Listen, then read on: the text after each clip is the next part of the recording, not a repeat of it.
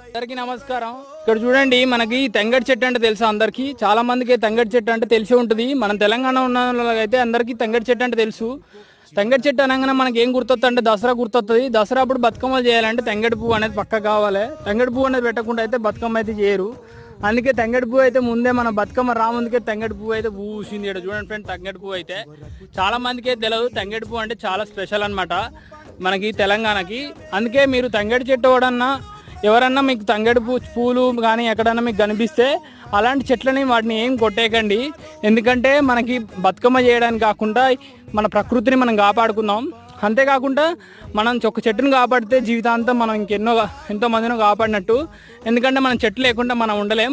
మనకిచ్చే స్వచ్ఛమైన గాలిని అలాంటి వాటిని మనం అసలు చంపకూడదు. అందుకే వాటిని మనం కాపాడుకుందాం. అందుకే ఎవరైనా కొట్టినా రక్షించుదాం. వాటి కోసం మనం అయితే ఇంకా ఎంతో పోరాడదామని అనుకుంటున్నా. ఈ వీడియో